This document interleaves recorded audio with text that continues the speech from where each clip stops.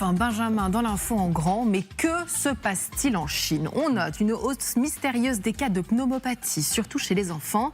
Et ça nous rappelle forcément un refrain, celui du Covid, de la pandémie mondiale. Alors, est-ce que vous avez des informations et est-ce qu'on peut vraiment comparer ces deux situations? Alors, en termes d'image, on a ce que nous diffuse la télévision d'État chinoise. Et ce qu'on peut voir, alors c'est le principal hôpital pédiatrique de Pékin. Et ce qu'on voit, voilà, c'est un hôpital pris d'assaut, des salles d'attente complètement pleines à craquer. Tout le monde, absolument, vous l'aurez noté, porte le masque. Les chiffres donnés sur cet hôpital par la radio nationale chinoise, 7000 patients par jour, ce qui d'après la radio excède largement les capacités de cet hôpital. Ce qu'on voit aussi, ce sont des patients. Alors que nous montre la télévision chinoise de ces symptômes? On voit des enfants être pris en charge avec des scanners thoraciques, on voit aussi des prises de sang. Mais les symptômes qui nous sont montrés, comme celui de cette jeune fille, la maman parle pour l'instant simplement de fièvre et de toux. On ne voit pas de patient pour l'instant dans un état grave, par exemple. Ce qu'on sait, d'après les médias chinois, c'est que tout cela serait pour l'instant circonscrit à une région ici, autour de Pékin, mais aussi la province ici de Liaoning. Et on a eu nos premiers chiffres. C'est notre correspondante d'ailleurs tout à l'heure sur place qui nous les donne. 37 000 cas de maladies infectieuses. Vous voyez que ça reste assez vaste. Plus 150% que la semaine précédente. Mais en réalité, ce ne sont pas les chiffres qui ont un peu semé la panique, entre guillemets, dans le monde.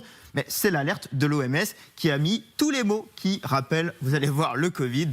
Le 22 novembre, donc c'était mercredi, l'OMS a adressé une demande officielle à la Chine pour obtenir des informations détaillées sur une augmentation des maladies respiratoires et des foyers de pneumonie signalés chez les enfants. La réponse a été quand même rapide des autorités chinoises, puisque dès hier, l'OMS nous dit, les autorités chinoises ont indiqué qu'aucun pathogène nouveau ou inhabituel n'avait été détecté, pas plus que de signes cliniques inhabituels, seulement une hausse générale du nombre de cas qu'on connaît d'habitude. Alors, si on met tout bout à bout, Chine, pneumonie, annonce de communication rassurante et chiffres parcellaires, c'est les ingrédients qu'on avait déjà un peu connus à Wuhan. Je vous remonte juste ce que disaient les autorités chinoises à l'OMS le 5 janvier, alors que l'épidémie courait depuis 1 mois et demi. Le 5 janvier, les autorités chinoises disaient qu'il n'y avait aucune preuve de la transmission d'humain à humain et aucun travailleur médical n'avait été infecté. Le premier cas français intervenait le 24 janvier, 19 jours plus tard, et c'est sans doute avec ces éléments en tête qu'il faut lire la déclaration du ministre de la Santé, Aurélien Rousseau. Rappelons l'impératif de transparence, notamment sur ce qui se passe en Chine. Et je vois bien que nous sommes à la bonne distance du mètre et demi, vous et moi, Benjamin, mais c'est évident que ça rappelle cette épidémie mondiale. Alors que disent les experts en France notamment? Alors, on va déjà prendre l'OMS. Parce que l'OMS était déjà pointé du doigt, souvenez-vous, en 2020, pour avoir mis un peu de temps, pour avoir peut-être un peu ménagé les autorités chinoises. L'OMS, cette fois, affirme qu'elle est vraiment au plus près de ce qui se passe. Depuis mi-octobre, en fait, l'OMS surveille les données du système de surveillance chinois. Que disent donc les experts de l'OMS? Eh bien, la théorie qui prime pour l'instant, c'est celle du cocktail de plusieurs maladies, avec un point d'interrogation quand même. On écoute Sylvie Briand sur notre antenne ce matin. Elle nous confirme qu'il s'agit effectivement d'épidémies liées à des virus respiratoires qui circulent d'habitude à cette saison, plus certaines bactéries comme la bactérie mycoplasme, qui est une bactérie qui se soigne assez bien avec des antibiotiques. Le problème, ce qu'on essaye de savoir maintenant, c'est le taux de résistance de cette bactérie aux antibiotiques usuels qui sont en général préconisés pour cette maladie. Si vous ne la connaissez pas, la voici, la bactérie Mycoplasma pneumoniae pour son nom scientifique. Ça ressemble à ça et donc toute la question est de savoir est-ce qu'une résistance s'est développée en Chine. L'autre grand élément d'explication, c'est ce qu'on appelle la dette Covid. Certains disent la dette de rattrapage. C'est par exemple ce que nous explique tout à l'heure Bruno Limia, notre virologue français, qui explique qu'en fait, les Chinois n'ont tout simplement pas rencontré d'agents pathogènes depuis un très long moment. On écoute. C'est un contexte de levée de toutes les mesures barrières et du confinement qui s'est opéré il y a moins de 6 mois maintenant et qui entraîne la recirculation d'un grand nombre de pathogènes qui n'avaient plus circulé. Et il y a ce qu'on peut appeler un phénomène de rattrapage qui est observé avec une recrudescence des cas à la fois des virus respiratoires, la grippe et le VRS, comme on a vu en France il y a 2 ans et l'année dernière, et c'est conjugué à la circulation intense du mycoplasme pneumoniae.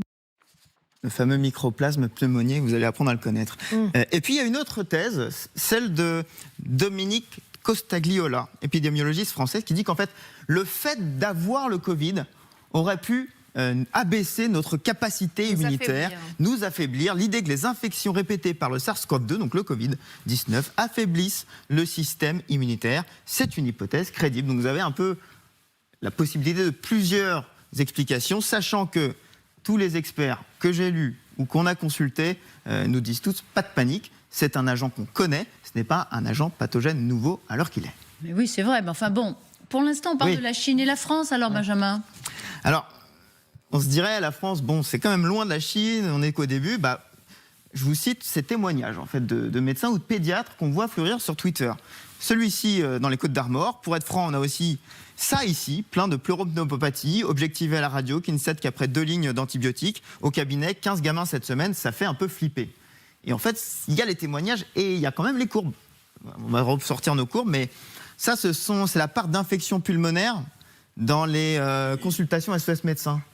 La courbe 2023-2024, vous voyez, c'est celle-là, c'est 2,2%. Regardez, par rapport aux années précédentes, on est quand même largement au-dessus. Il y a quelque chose qui se passe cette année avec les infections pulmonaires en France. Ce qui est intéressant, c'est ce que nous montre l'épidémiologiste suisse Antoine Flahault. Il montre, attendez, mais regardez, il y a la France, mais en fait, ça, c'est tous les pays du monde avec cette fameuse bactérie Mycoplasma pneumoniae. Et on voit qu'en fait, un peu partout dans le monde, il y a quelque chose qui se joue depuis le début de l'automne et qui est en hausse. Alors, qu'est-ce qu'il faut penser de bactéries comme Mycoplasma pneumoniae? Je vous donne juste l'analyse de Bruno Lina qui nous dit c'est une bactérie qui fonctionne par cycle de 4-5 ans et on est en train d'entrer dans le cycle. Et on fait comment, mon cher Benjamin, si on est touché par cette bactérie? On a les outils ou pas? Ils nous disent les antibiotiques, ça marche. Toute la question, c'est combien il va falloir en donner. Parce que si une résistance s'est développée en Chine, est-ce qu'il faudra mettre plus de quantité? Là, c'est le point d'interrogation. Mais moi, je trouvais qu'ils étaient tous confiants quand on les a interrogés.